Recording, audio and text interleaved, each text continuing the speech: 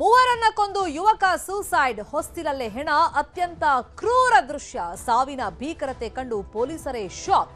ಇದು 3 ಕೊಲೆ, 1 suicide story.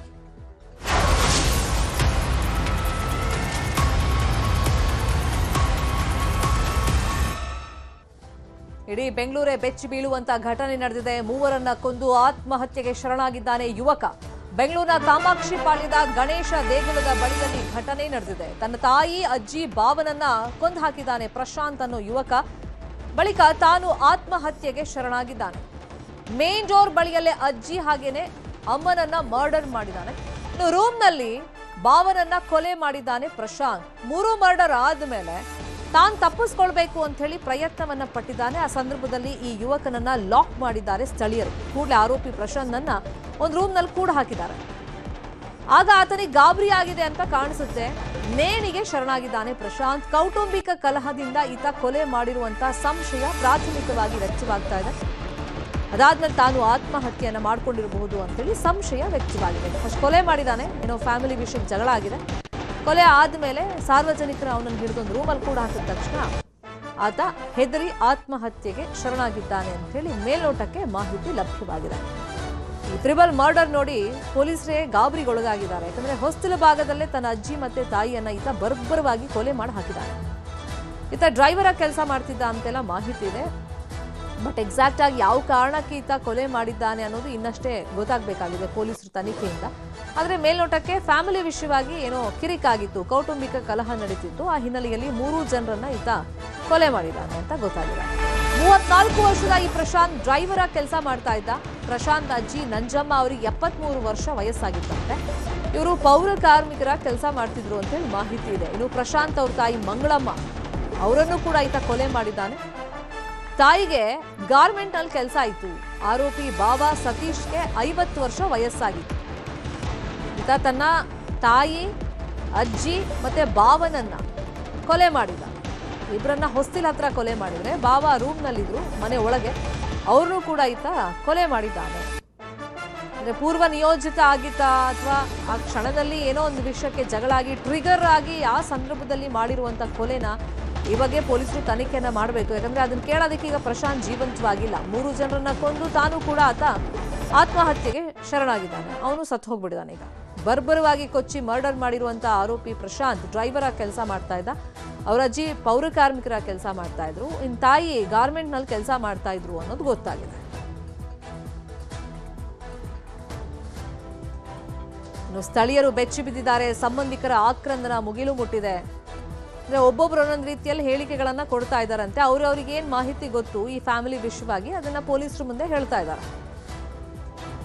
ಅವರು 5 ಜನ ಏನಿಲ್ಲ, ಗಲಾಟೆ ಏನಿಲ್ಲ, ಚೆನ್ನಾಗೇ ಇದ್ರು. ಎಲ್ಲ ಕೆಲ್ಸಕ್ಕೆ ಹೋಗೋರು ಬರೋರು. ಇವ್ರಣ್ಣ ಡ್ರೈವರು, ಮನೇಲೇ ಇದ್ರು. ಅವರು ಏನಾಯ್ತು ಅಂತ ಗೊತ್ತಿಲ್ಲ. ಬೆಳಗ್ಗೆ ಫೋನ್ ಹಾಕಿದ್ರು ನಮ್ಗೆ 8:30. ಅವಾಗ ನಮಗ್ ಗೊತ್ತಾಯ್ತಿತ್ತದ ಅಂತ. ಜಗಳ ಇಲ್ಲ, ಏನು ಅಂತ ನಮಗೂ ಗೊತ್ತಿಲ್ಲ. ನಮ್ಮನ್ನ ನೋಡಕ್ಕೆ ಬಿಟ್ಟಿಲ್ಲ. ಏನ್ರಲ್ಲಿ ಹೊಡೆದಿದ್ದಾರೆ ಅಂತಾನು ಗೊತ್ತಿಲ್ಲ ನಮ್ಗೆ. ಡೋರ್ ಲಾಕಿಗಿದೆ. ಡೋರ್ ಲಾಕ್ ಓನರ್ ಬಂದು ಹೇಳಿರೋದಂತೆ, ಯಾರಿಗೋ ಹೇಳಿರೋದಂತೆ. ಓನರ್ಗೆ ಯಾರಿಗೋ ಹೇಳಿರೋದು, ಹೋಗಿ ಹಿಂಗೆ ಕಿಚ್ಚಾಡ್ತಾವ್ರೆ ಮನೆಯಲ್ಲಿ ಅಂತ. ಓನರ್ ಬಂದು ನೋಡೋಷ್ಟಕ್ಕೆ ಆ ಥರ ಆಗಿರೋದು.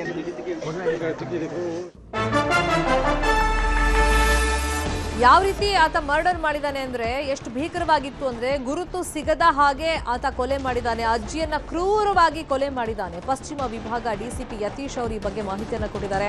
ಯಾಕೆ ಕೊಲೆ ಆಯ್ತು ಅಂತ ತನಿಖೆ ಮಾಡ್ತಾ ಇದ್ದೀವಿ. ತಾಯಿ, ಅಜ್ಜಿ ಮೃತದೇಹ ಹೊಸ್ತಿಲಲ್ಲೇ ಬಿದ್ದಿದ್ವು. ಈ ಬಗ್ಗೆ ಡಿಸಿಪಿ ಯತೀಶ್ ಅವರು ಮಾಹಿತಿಯನ್ನ ಕೊಟ್ಟಿದ್ದಾರೆ.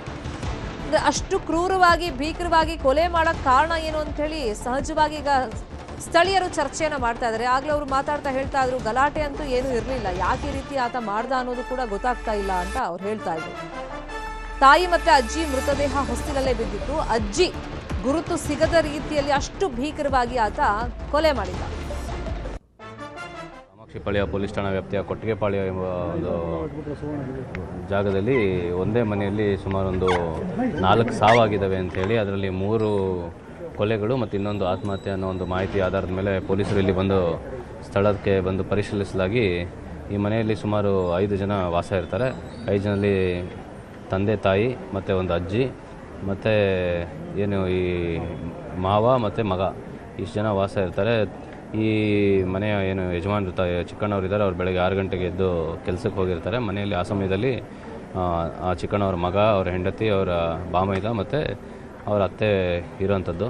ಮತ್ತು ಈಗ ನಮ್ಮ ಮೇಲ್ಗಡೆ ಮನೆಯವರು ಮಾಹಿತಿ ಕೊಡ್ತಾರೆ, ಇಲ್ಲಿ ಏನೋ ಸೌಂಡ್ ಆಗ್ತಾಯಿದೆ. ಮತ್ತು ಅವ್ರು ಬಂದು ನೋಡಿದಾಗ 2 ದೇಹಗಳು ಇಲ್ಲಿ ಬಾಗಿಲ ಥರನೇ ಬಿದ್ದಿರ್ತವೆ. ಮತ್ತು ಒಳಗಡೆ ಒಬ್ಬ ವ್ಯಕ್ತಿ ಆತ್ಮಹತ್ಯೆ ಮಾಡ್ಕೊಂಡಂಗೆ ಕಂಡಿರುತ್ತೆ. ಅದನ್ನೇ ಇವರು ಮಾಹಿತಿ ನಮ್ಮ ಪೊಲೀಸರು ಕೊಟ್ಟಿರ್ತಾರೆ ಮತ್ತು ಅವರ ಮನೆಯವ್ರಿಗೂ ಕೂಡ ಕೊಟ್ಟಿರ್ತಾರೆ. ಇಲ್ಲಿ ಬಂದು ಸ್ಥಳ ನೋಡಲಾಗಿ ಆ 2 ಮಹಿಳೆಯರ ಹೊರತಾಗಿ ಮತ್ತೊಬ್ಬ ವ್ಯಕ್ತಿ ಏನವರು ಸೋದರ ಮಾವ ಇದ್ದ, ಅವನದು ಕೂಡ ದೇಹ ಒಳಗಡೆ ಬಿದ್ದಿರುತ್ತೆ. ಎಲ್ಲರ ದೇಹದ ಮೇಲೆ ಏನು ಮಚ್ಚಿನಿಂದ ಕೊಚ್ಚಿದಂಥ ಗಾಯಗಳಿರ್ತವೆ. ಹಾಗಾಗಿ ನಾವೀಗ ಕಾಮಾಕ್ಷಿಪಾಳ್ಯ ಪೊಲೀಸ್ ಠಾಣೆಯಲ್ಲಿ ಒಂದು ಪ್ರಕರಣ ದಾಖಲು ಮಾಡ್ಕೊಳ್ತಾ ಇದ್ದೀವಿ. ಮತ್ತು ಈ ಕೃತ್ಯ ಮಾಡಲಿಕ್ಕೆ ಏನು ಆರೋಪಿ ಈಗ ಮೃತಪಟ್ಟಿದ್ದಾರೆ, ಅವರು ಕೂಡ ಯಾಕೆ ಮಾಡಿದ್ದಾರೆ, ಅವರೇ ಮಾಡಿದ್ರಾ ಅಥವಾ ಏನು ಅಂತ ತನಿಖೆಯನ್ನು ನಾವೀಗ ಮಾಡಬೇಕಾಗಿದೆ. ಕಾಮಾಕ್ಷಿಪಾಳ್ಯ ಇದು ಪೊಲೀಸರು ಕೊಟ್ಟಿರುವಂತಹ ಮಾಹಿತಿ. ಭೀಕರವಾಗಿ ಮರ್ಡರ್ ಆಗಿದೆ. ಅಜ್ಜಿ ಗುರುತು ಸಿಗದ ರೀತಿಯಲ್ಲಿ ಆತ ಕೊಲೆ ಮಾಡಿದ್ದಾನೆ. ಅಷ್ಟು ಭೀಕರವಾಗಿ ತಾಯಿ ಮತ್ತೆ ಅಜ್ಜಿಯ ಮೃತದೇಹ ಹೊಸ್ತಿಲ ಹತ್ರನೇ ಇತ್ತು. ಬಾವನನ್ನ ಮನೆ ಒಳಗಡೆ ರೂಮ್ನಲ್ಲಿ ಆತ ಕೊಂದು ಹಾಕಿದ್ದಾನೆ. ಯಾವ ಕಾರಣಕ್ಕೆ ಅಂತ ಹೇಳಿ ಈಗ ತನಿಖೆ ಆಗ್ತಿದೆ ಅನ್ನೋ ಮಾಹಿತಿಯನ್ನ ಪೊಲೀಸರು ಕೊಡ್ತಾ ಇದ್ರು. ಬಟ್ ಮೇಲ್ನೋಟಕ್ಕೆ ಏನೋ ಕೌಟುಂಬಿಕ ಕಲಹನೇ ಈ ಕೊಲೆ ಕಾರಣ ಅಂತ ಹೇಳ್ತಾ ಇದ್ದಾರೆ. ಇನ್ನು ಮೃತ ಪ್ರಶಾಂತ್ ತಂದೆ ನ್ಯೂಸ್ 18 ಜೊತೆ ಮಾತಾಡಿದ್ದಾರೆ. ಅವ್ರು ಏನ್ ಹೇಳಿದ್ದಾರೆ ಕೇಳೋಣ. ಆರೋಪಿ ಪ್ರಶಾಂತ್ ಅವರ ತಂದೆ ಇದ್ದಾರೆ, ಅವರನ್ನ ಮಾತಾಡ್ತೀನಿ. ಸರ್, ತಮ್ಮ ಹೆಸರೇನು? ಹೇಳ್ತೀರಿ ಇನ್ಸಿಡೆಂಟ್ ಏನಾಗಬೇಕು? ನೀವು ಇರಲಿಲ್ಲ ಮನೇಲಿ? ನಾನು ಮನೇಲಿ ಇರಲಿಲ್ಲ. ಏನಾಯಿತು ಏನೋ ಗೊತ್ತಿಲ್ಲ. ಒಟ್ಟಿನಲ್ಲಿ ಈಗ ಒಂದು 2-3 ತಿಂಗಳಿಂದ ಸ್ವಲ್ಪ ಇದು ಮಾಡಿಸ್ತು. ಏನೋ ಅಂತ ಮಾಡಿದ್ದ, ಏನೋ ಒಂಥರ ಇದು ಮಾಡ್ತಿದ್ದ. ವಿಚಿತ್ರವಾಗಿ ಆಡ್ತಾ ಇದ್ರೆ? ವಿಚಿತ್ರ ಏನಿಲ್ಲ. ನಾವು ಹೋಗಿ ಅಂತರ ಹಾಕಿಸ್ಕೊಂಬಂದು ಅಂತರ ಬಿಚ್ಚಾಕ್ಬಿಟ್ಟು ಈಗ ಇದು ಮಾಡ್ತಿದ್ದ. ನೆನ್ನೆ ಕೆಲ್ಸಕ್ಕೆ ಹೋಗಿ ಬಂದವನಲ್ಲ. ಏನು ಕೆಲಸ ಮಾಡ್ತಾ ಇದ್ದು? ಡ್ರೈವಿಂಗು. ಕೆಲ್ಸಕ್ಕೆ ಹೋಗಿ ಬಂದಿದ್ದಾರೆ. ಡ್ರೈವಿಂಗ್. ಇಲ್ಲಿ ಇರ್ತಾ ಇದ್ರ? ಮದುವೆ ಆಗಿತ್ತಾ? ಮದುವೆ ಇಲ್ಲ. ಏನು ಕೆಲಸ ಮಾಡ್ತಾ ಇದ್ರು? ಡ್ರೈವಿಂಗ್ ಕೆಲಸ. ಬೆಳಗ್ಗೆ ನಾವು ಅಂಗಡಿ ಇದೆ, ಅಂಗಡಿ ತೆಗಿಯಕ್ಕೆ ಹೋಗಿದ್ದೆ. ಮನೆಯಲ್ಲಿ ಎಷ್ಟು ಜನ ಇದ್ದಿದ್ದು? 4 ಜನ. 4 ಜನ. ಇವರು ಮನೇಲಿ ಇರ್ತಾ ಇದ್ದಿದ್ದು? ನೀವು ನೋಡಿದಾಗ ಹೆಂಗಿತ್ತು ಬಾಡಿಗಳೆಲ್ಲ? ಅವ್ರು ಇನ್ನೂ ಮಣಗಿದ್ರು. ನಾನು ಹೋಗೋಗ ಈಗಲೇ ನಾನು ಬಂದಿರೋದು. ನೋಡಿಲ್ಲ ಏನಾಯ್ತು? ಏನಾದ್ರು ದುಡ್ಡಿಗೆ ಹೆಂಗ್ ರೀಸನ್ ಏನೋ ಹೇಳ್ಕೊಂಡಿದ್ರ? ಜಗಳ ನಾನು ಆಗ್ತಾ ಇತ್ತ ಏನಾದ್ರು? ಇಲ್ಲ, ಜಗಳ ಆಗಂಗಿದ್ರೆ ನಾನು ಅಲ್ಲಿ ಹೋಯ್ತಿರ್ಲಿಲ್ಲ, ಅಂಗಡಿ ತೆಗಿಯಕ್ಕೆ ಹೋಯ್ತಿರ್ಲಿಲ್ಲ. ಇಲ್ಲೇ ಇದ್ದು ಏನೋ ಪರಿಹಾರ ಮಾಡ್ಬೋದಾಯ್ತು. ನನಗೆ ಗೊತ್ತಿಲ್ಲ. ಚೆನ್ನಾಗೇ ಇದ್ರಲ್ಲ. ಚೆನ್ನಾಗೇ ಇದ್ದ. ಜಗಳ ಮಾಡೋದು ಆ ಥರದ್ದು ಏನಿಲ್ಲ. ಬೆಳಗ್ಗೆ ನಾನು ಹೋದ್ಮೇಲೆ ಏನು ನಡೀತೋ ಏನೋ ಗೊತ್ತಿಲ್ಲ. ಇಷ್ಟು ನಡೆದಿದೆ. ಬಾಡಿಗೆ ಅಣ್ಣ ಇಲ್ಲ ಮನೆಯಲ್ಲಿ? ಎಷ್ಟು ವರ್ಷದಿಂದ ಇದ್ದೀರಿ ಬಾಡಿಗೆ? ಅಲ್ಲೇ ನಾವು ಕಾಮಾಕ್ಷಿಪಾಳ್ಯದ ಕೊಟ್ಟಿಗೆಪಾಳ್ಯದಲ್ಲಿ 95ರಿಂದ ಇದ್ದೀವಿ. ಈಗ ಇಲ್ಲಲ್ಲ, ಬೇರೆ ಬೇರೆ ಮನೆ. ಬಂದು ಎಷ್ಟು ದಿನ ಆಗಿತ್ತು? ಇಲ್ಲಿ ಬಂದು ಅಲ್ಲೇ 3-4 ವರ್ಷ ಆಯಿತು. ಎಸ್, ಇದಿಷ್ಟು ಪ್ರಶಾಂತ್ ಅವರ ತಂದೆ ಮಾತು. ಆದರೆ ನಾವು ಏನಾಯ್ತು ಅನ್ನೋ ಇನ್ಸಿಡೆಂಟು ಸರಿಯಾಗಿ ನಮಗೂ ಕೂಡ ಮಾಹಿತಿ ಇಲ್ಲ. ಒಂದು ವೇಳೆ ನಾವಿದ್ರೆ ನಮ್ಮನ್ನು ಕೂಡ ಕೊಲೆ ಮಾಡ್ತಾ ಇದ್ದೇನೋ. ಆದರೆ ಏನು ಜಗಳ ಇಲ್ಲ, ಏನಿಲ್ಲ. ಆದರೆ ಮನೇಲಿ ಒಳಗಡೆ ಏನಾಯ್ತು ಅನ್ನೋದ್ರ ಬಗ್ಗೆ ಇನ್ನೂ ಕೂಡ ನಮಗೆ ಸ್ಪಷ್ಟ ಇಲ್ಲ ಅನ್ನೋ ಅವರ ತಂದೆಯ ಮಾತು. ಕ್ಯಾಮರಾ ಪರ್ಸನ್ ನೂರ್ ಜೊತೆ ಗಂಗಾಧರ ಊಟ, ನ್ಯೂಸ್ 18 ಬೆಂಗಳೂರು. ಇದೇ ವಿಷಯವಾಗಿ ಇನ್ನಷ್ಟು ಡೀಟೇಲ್ ಆಗಿ ಇನ್ಫಾರ್ಮೇಶನ್ ಕೊಡ್ತಾ ಹೋಗೋದಕ್ಕೆ ನೇರ ಸಂಪರ್ಕದಲ್ಲಿ ಕನೆಕ್ಟ್ ಆಗಿದ್ದಾರೆ ನಮ್ಮ reporter Gangadhar Vagata. Very shocking triple murder. ಯಾವ ಕಾರಣಕ್ಕೆ ಅಂತಂದ್ರೆ ಒಬ್ಬೊಬ್ರು ಒಂದೊಂದು ಕಾರಣಗಳನ್ನು ಹೇಳ್ತಾ ಇದ್ದಾರೆ. ಪೊಲೀಸರು ತನಿಖೆ ಮಾಡಿದ ಮೇಲೆ ಅದೇನು ಅಂತ ಅಫಿಷಿಯಲ್ ಆಗಿ ಇನ್ಫಾರ್ಮೇಶನ್ ಕೊಡಬೇಕಾಗುತ್ತೆ. ಬಟ್ ಈಗ ಅವ್ರ ತಂದೆ ಹೇಳೋ ಪ್ರಕಾರ ಗಲಾಟೆನೇ ಇರಲಿಲ್ಲ. ಬಟ್ ಬೇರೆ ಯಾವುದೋ ಆಂಗಲ್ ಅಲ್ಲಿ ಅವ್ರು ಮಾತಾಡ್ತಾ ಇದ್ದಾರೆ. ಅದು ಎಷ್ಟು ಮಟ್ಟಿಗೆ ನಂಬಬೇಕು ನಂಬಾರ್ದು ಅನ್ನೋದು ಗೊತ್ತಾಗ್ತಾ ಇಲ್ಲ. ಸ್ಥಳೀಯರು ಏನ್ ಹೇಳ್ತಿದ್ದಾರೆ ಸದ್ಯಕ್ಕೆ ಈ ವಿಷಯವಾಗಿ?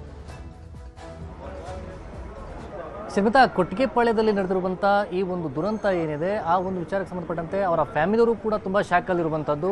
3 ಜನರನ್ನು ಅಂದರೆ ತಾಯಿ, ಅಜ್ಜಿ ಜೊತೆ ಮಾವನನ್ನು ಕೊಂದು ತಾನು ಕೂಡ ಆತ್ಮಹತ್ಯೆಗೆ ಶರಣಾಗಿರುವಂಥದ್ದೇನಿದೆ, ಆ ವಿಚಾರವಾಗಿ ಎಲ್ಲರೂ ಕೂಡ ಅವರು ಶಾಕಲ್ಲಿದ್ದಾರೆ. ಮತ್ತು ಯಾಕೆ ಈ ರೀತಿ ಮಾಡ್ದ ಅನ್ನೋದೇ ಈಗಲೂ ಕೂಡ ನಿಗೂಢವಾಗಿರುವಂಥದ್ದು. ಸದ್ಯ ನಾವೀಗ ಘಟನಾ ಸ್ಥಳದಲ್ಲಿದ್ದೇವೆ. ಈಗ ಪೊಲೀಸರು ಕೂಡ ಕಾಮಾಕ್ಷಿಪಾಳ್ಯ ಪೊಲೀಸರು ಸ್ಪಾಟ್ಗೆ ವಿಸಿಟ್ ಮಾಡಿ ಈಗ ಬಾಡಿಯನ್ನು ಶಿಫ್ಟ್ ಮಾಡುವಂಥ ನಿಟ್ಟಿನಲ್ಲಿ ಸೋಕೋ ಟೀಮ್ ಬಂದಿದೆ. ಮತ್ತು ಇಲ್ಲಿ ಪ್ರಮುಖವಾಗಿ ಇದೇ ಒಂದು ಮೇಲ್ಮಹಡಿಯಲ್ಲಿ ಮನೆ ಮಾಲೀಕ ಇರುವಂಥದ್ದು, ಕೆಳಗಡೆ ಒಂದು ಮನೆಯಲ್ಲಿ ಈ ಒಂದು ಆರೋಪಿ ಏನಿದ್ದಾನೆ ಅಂದರೆ ಮೃತಪಟ್ಟಿರುವಂತಹ ಪ್ರಶಾಂತ್ ಇರುವಂಥದ್ದು. ಆದರೆ ಈ ಪ್ರಶಾಂತ್ ಏನಿದ್ದಾನೆ ಬೆಳಗ್ಗೆ 8 ಗಂಟೆಯ ಸಮಯದಲ್ಲಿ, ಸುಮಾರು ಒಂದು 8:05ರ ಸಮಯದಲ್ಲಿ ಮನೆಯಲ್ಲಿ ಮಲ್ಕೊಂಡಿರುವಂತಹ ಸಂದರ್ಭದಲ್ಲಿ ಅವರ ಮಾವನ ಮೇಲೆ ಫಸ್ಟು ಅಟ್ಯಾಕ್ ಮಾಡಿದ್ದಾನೆ, ಮಾವ ಸತೀಶ್ ಮೇಲೆ.